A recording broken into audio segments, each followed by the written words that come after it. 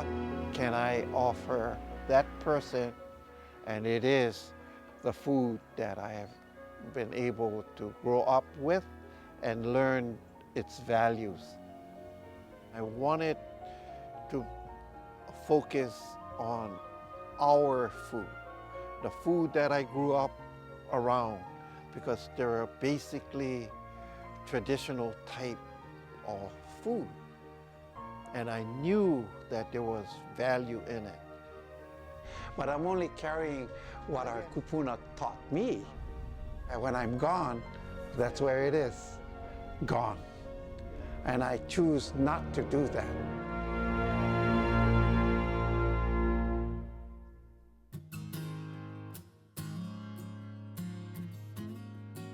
To me, it doesn't matter if you know enough. It matters if you want to know who you are. Namo puna ola hoko rere alaku.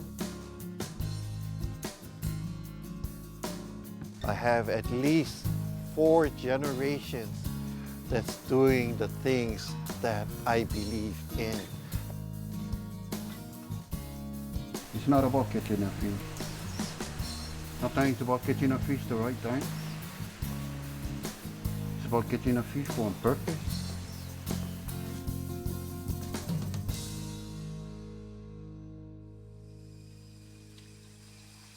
So, Dad, this ulu is from where? Manae. He came from Manae. So this is a story about Herbert Hoe, a man who came from humble roots, spent a lifetime providing for others, and is my grandfather.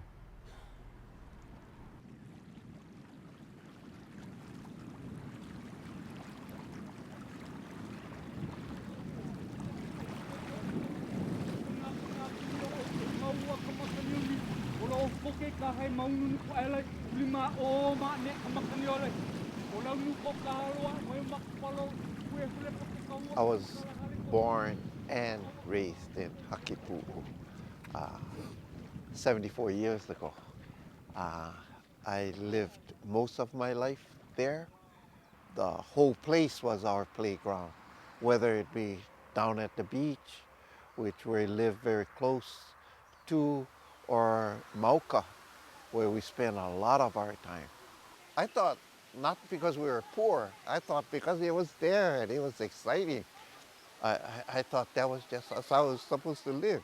I didn't realize that was all part of that experience that will take me on to where I'm at today. You know, as I started to raise my family, I wanted them to have that kind of experience too. So I spent a lot of time, especially with my boys, that, okay, shoot, we go Mauka, you know. But then when I did that, it was important to allow them to know, yes, have a good time, but have respect for the land, because the land will take care of us. You know, yeah, we can have good, good fun, laughing, but there's a time to be quiet. And I tell them that, and when I say to be quiet, listen.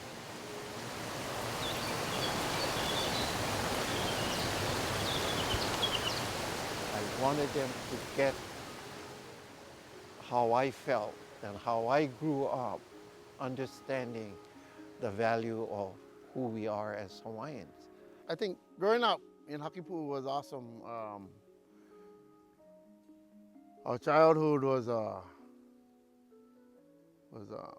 blessed by great parents.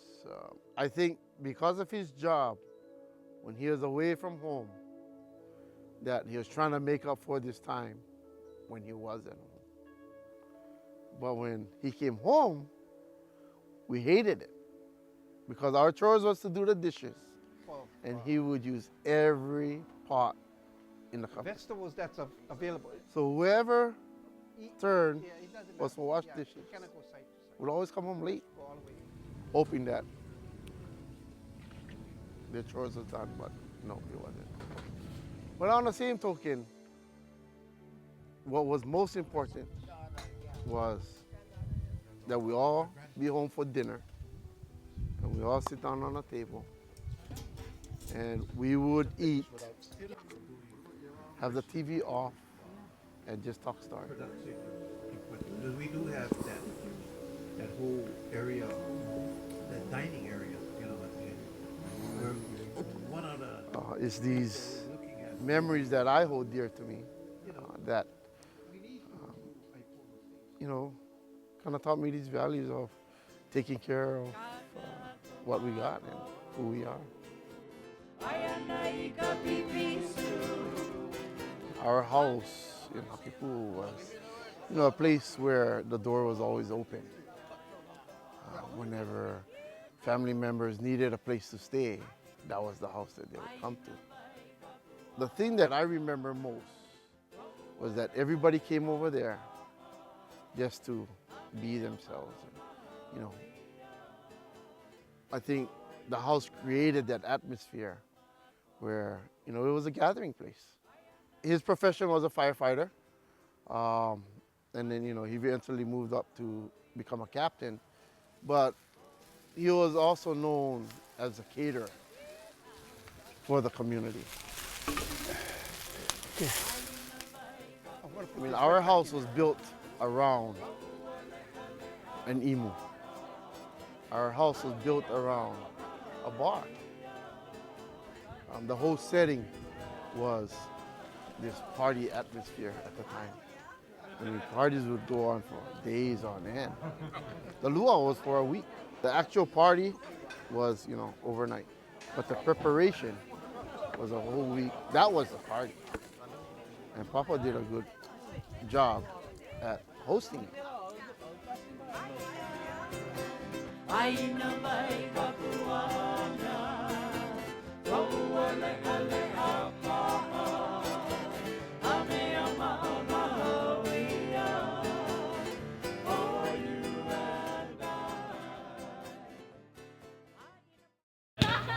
One of the last party moments that I remember very well is a volleyball tournament at Waikiki Fire Station.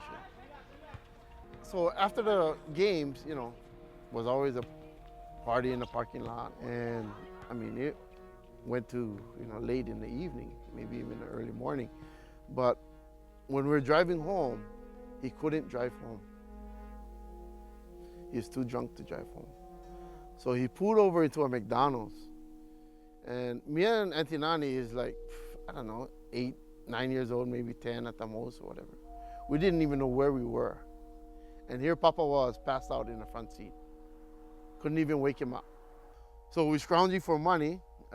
At that time, I think the payphone was 10 cents. Or scrounging for some coins to call home. So we finally get a hold of Grandma and telling her that Papa is passed out, but we don't know where we are.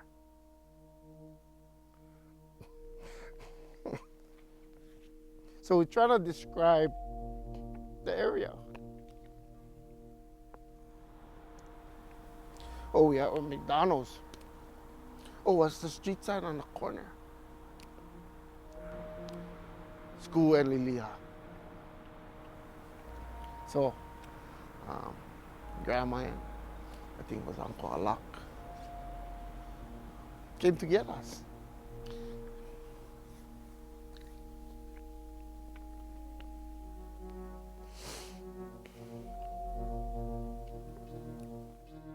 But that's the last memory that I have of his drinking days.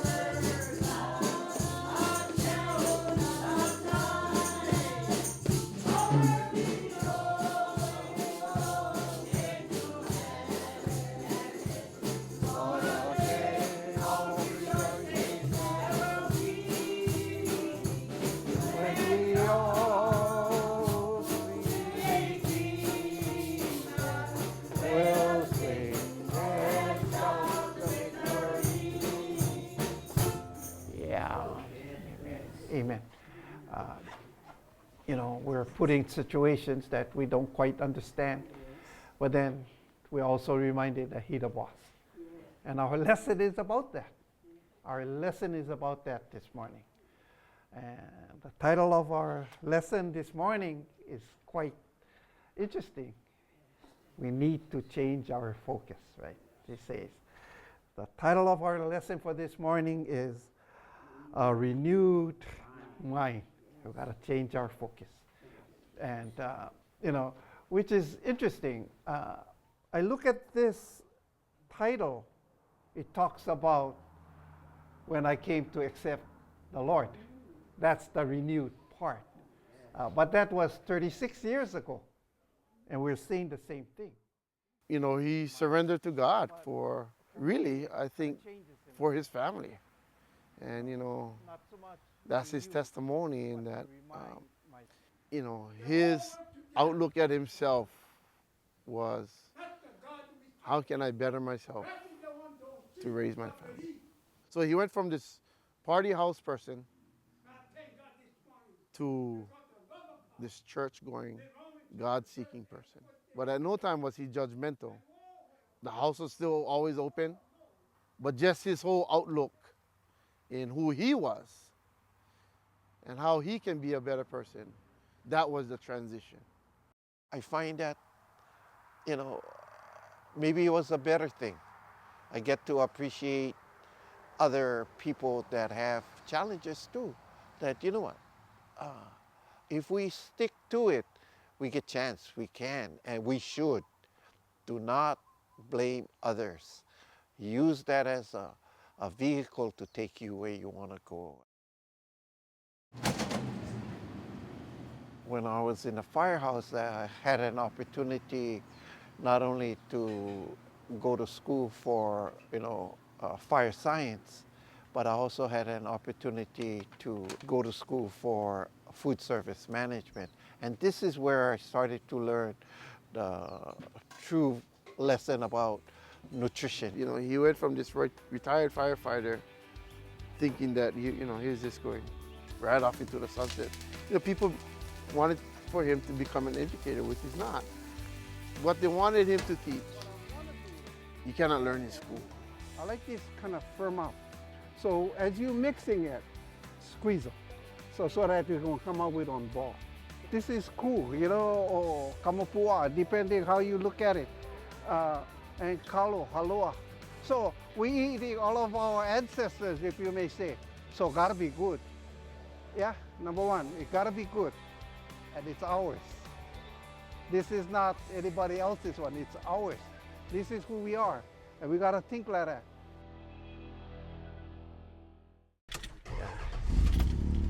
Shoot, yeah. So we're going two places, as far as picking up limo is concerned.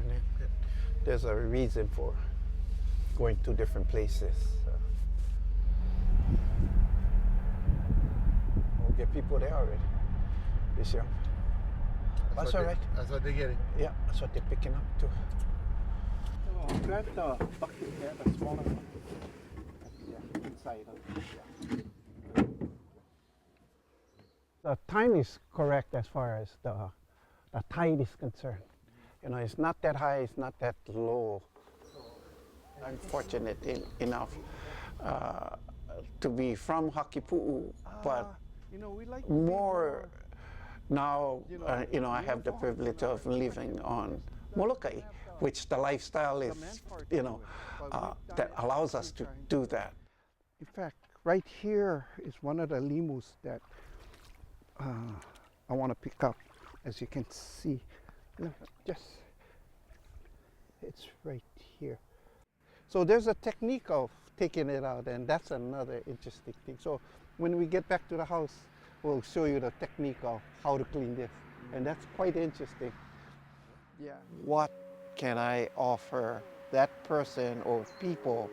And it is the food that I have been able to grow up with and learn its values. Limu eli eli. Yeah. Because it's kind of on the darker side, I guess. Okay. Yeah. So eli eli means, dark, yeah. Basically, I'm going to use it for a salad rather than poke. because we're trying to encourage people to be more innovative, and think of it as a vegetable. So it's an excellent addition to your salad, but then it adds a stronger nutritional value to it. And then, of course, who are we talking about? Us, and we're trying to get that in our heads that, it's okay to be innovative, but just understand the core of it. I am noted for the Pono program that I developed, about 20 years ago. I wanted to focus on our food, the food that I grew up around, because they're basically traditional type of food. And I knew that there was value in it. My mom and my tutu, them, they say, oh, eat them good, as medicine, So if you can kind of get that attitude that what we're eating is medicine. We always seem to be at the low end of the spectrum of life, if you may say. But I know from my experiences, we don't need to be there. Not only that, but we can better ourselves and help others. He made sure that what he wanted to teach was not how to make kalupi, chicken long rice, squid luau, and all of that stuff. If he was gonna do anything, he wanted to make sure that it was for the betterment of the Lahui. Another dish. That's my really desire to do what I do. Not only to tell, people that our food tastes good, but it is good for us. The finished product, they could say, oh, wow, this is kind of awesome, and it happens to be ours. And it happens to be even better than what they're normally used to, because, no preservatives, straight from the ʻāina, and it's beautiful. It tastes good. It looked good. We gotta feel good about ourselves. We're not the second-class guys. Us as Hawaiians, we at the front of the line. And that's all part of his, reason for doing what he do and presenting it in the fashion that he does. It's important for us to feel good about who we are.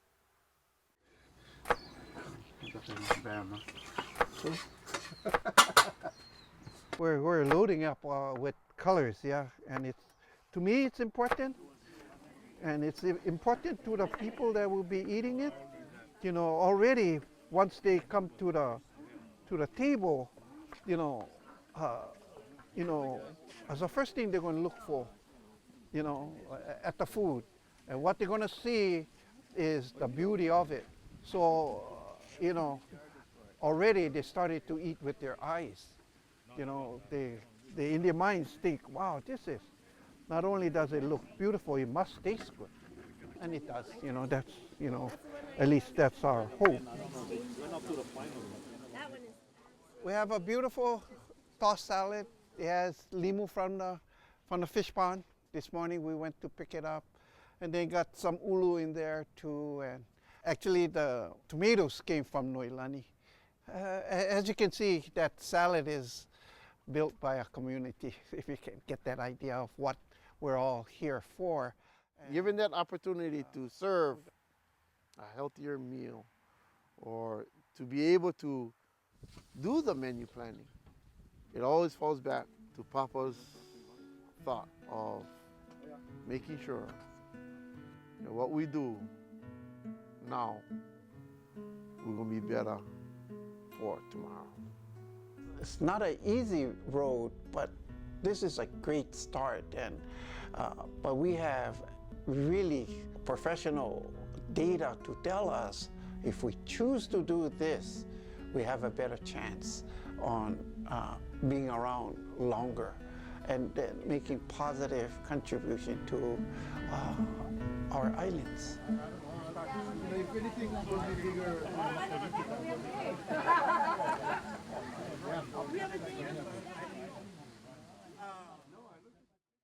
Don't be afraid to leave it in there. His role now is changing. It's time for him to transition into this role of being the kūpuna, being the elder, being, you know, go talk story, go share the message. He don't need to do the physical work. Yeah, kind of. I'm fortunate at this time in my life, I can see the fruits of it manifesting itself. I have at least 4 generations that's doing the things that I believe in. And we happen to be in the food service business, you know. But then I ran away from home. I don't have to do all of that business kind of thing, but I get to share what I believe in. And that's the beauty of family. I think, you know, for me, again, having that opportunity to walk side by side with him, Again, this is just an awesome. Yeah, and it's to see him in action, to see him make differences. fancy in a sense, but it is fancy.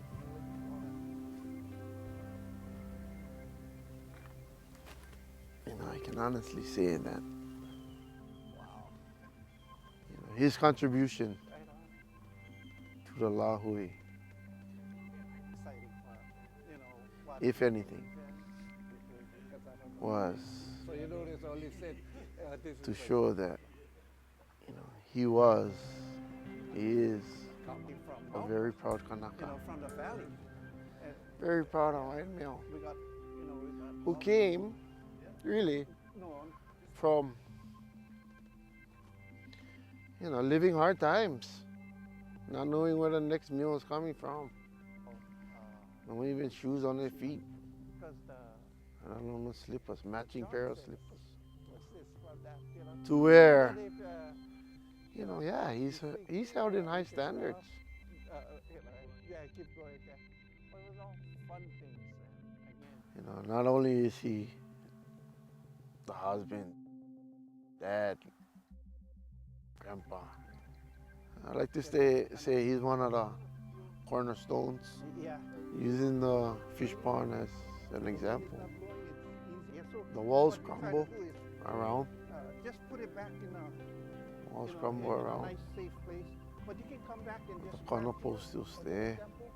yeah, and then go down to the bottom. pick up the Haku, put them back, and I think that's us.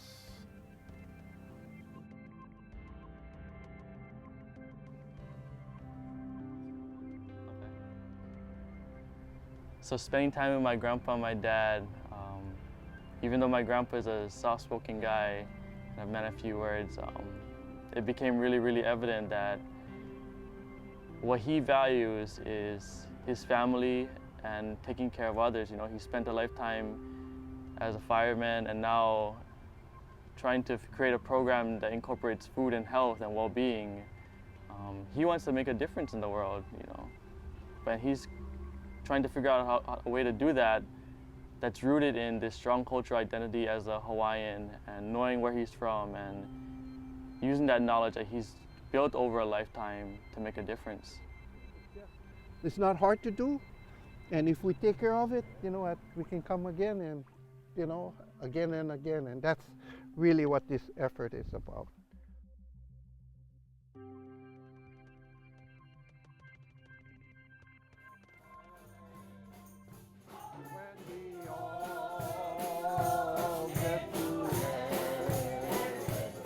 Ora